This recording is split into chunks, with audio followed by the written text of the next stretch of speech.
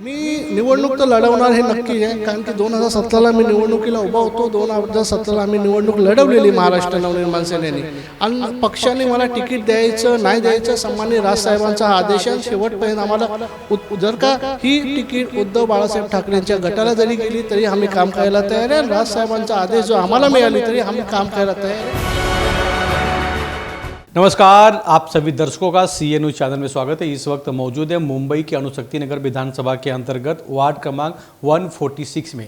146 के कई उम्मीदवारों के इंटरव्यू हमने आपको दिखाया, कौन कौन चुनाव लड़ना चाहते हैं, कौन कौन ऐसे इच्छुक उम्मीदवार हैं। लेकिन महाराष्ट्र नवनिर्माण सेना के एक ऐसे होनहार उम्मीदवार हमारे सामने आए हैं, उनसे चर्चा करेंगे। लेकिन वार्ड क्रमांक 146 जो है उद्धव ठाकरे और मनसे का, अगर शिवसेना और मनसे की दोनों की युति होती है तो महाराष्ट्र नवनिर्माण सेना के कार्यकर्ताओं ने ये ठान लिया है कि भैया यहाँ पर ये मनसे को ही सीट जानी चाहिए, ताकि वहाँ पे मनसे का ही, मतलब महाराष्ट्र नवनिर्माण सेना का, राज ठाकरे जी के पार्टी का उम्मीदवार वहाँ पे खड़ा होना चाहिए। अब इसके लिए जो यहाँ पर उम्मीदवार है राजेश पूर्वे जी हमारे साथ मौजूद है, उनसे चर्चा करेंगे। राजेश जी, काय सांगणार आहे? तुम्ही आता चुनाव लढतायत, तुम्ही इच्छुक आहेत आणि तुम्ही पार्टीकडून मागणी केलं आहे, नेमकी काय सांगणार याबद्दल?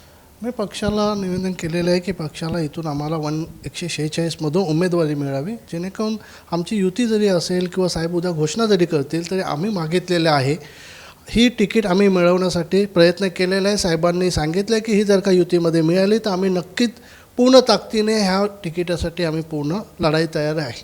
कारण की गेल्या विधानसभामध्ये महाराष्ट्र नवनिर्माण सेनेचे जे उमेदवार होते विधानसभामध्ये,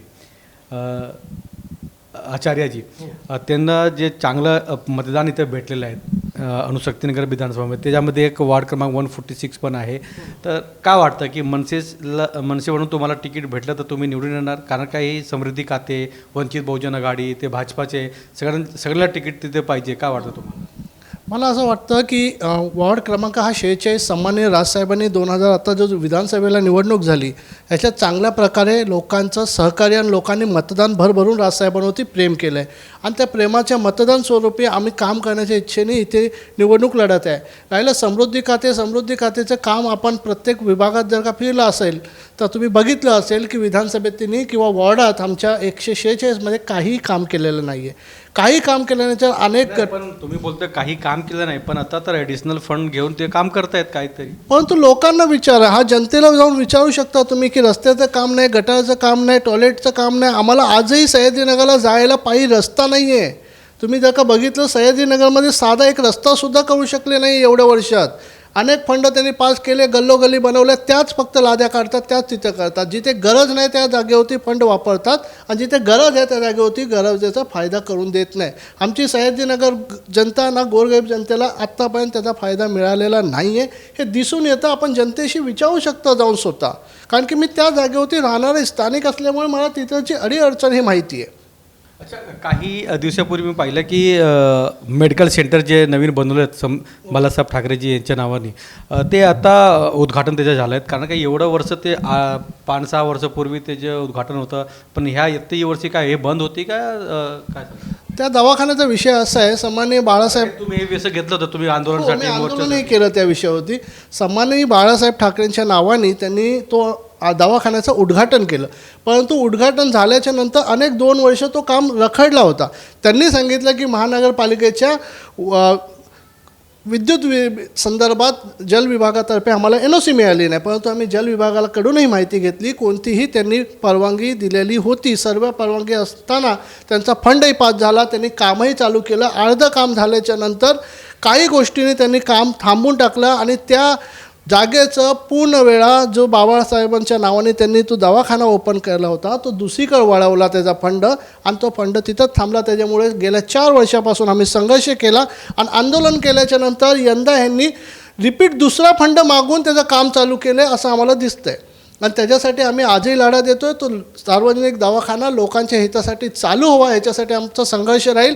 त्यांनी यश घ्यावं. चालू झालं का नाही? नाही झालेलं आहे आत्तापर्यंत. अर्धं काम आत्ताही तसंच आहे. हे काम चालू झालेलं नाही. उद्घाटन करून जातं गेल्या 2023, 24, 25, 26 ह्या 5 वर्षात आम्ही बघतोय की काय चालू आहे त्या दवाखान्यासाठी. तिथे बसलं होतं, काय तुम्ही उठलं तिथून? आम्हाला आश्वासन दिलं की पुढच्या महिन्यात चालू होईल ऑगस्टला काम त्यांचं, आणि ऑगस्टला चालू केलं महानगरपालिकेने.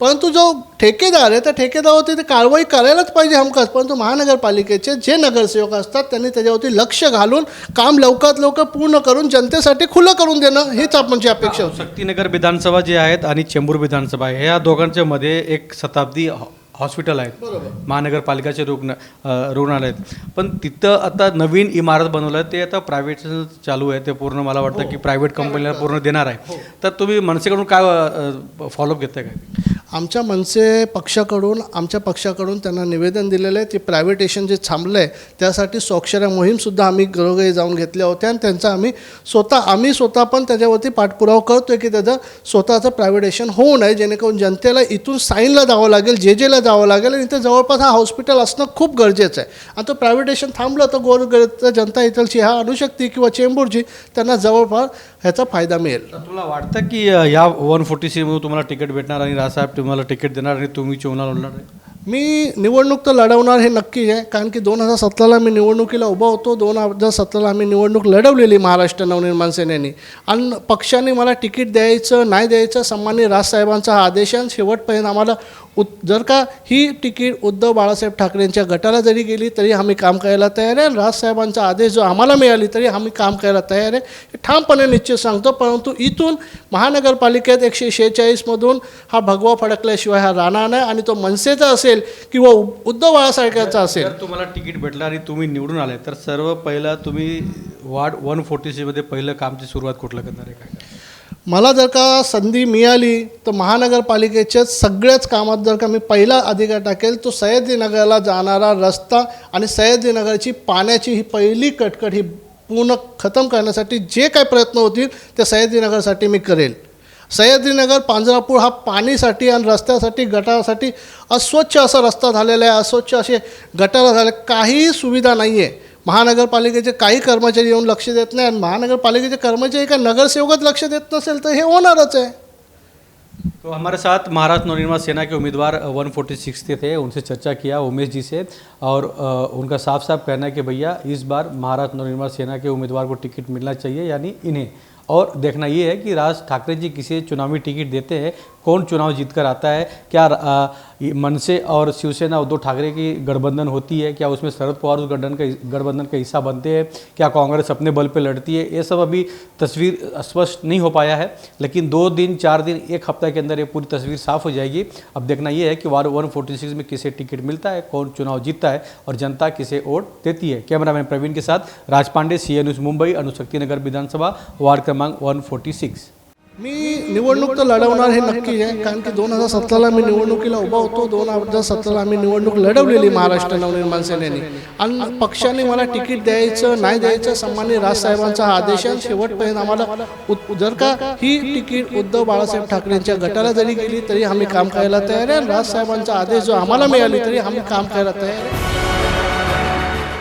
CEN न्यूज देश प्रदेश की ताजा तरीन खबरों के लिए CEN न्यूज को सब्सक्राइब करें और रहें पल पल की खबर से हर पल बाखबर.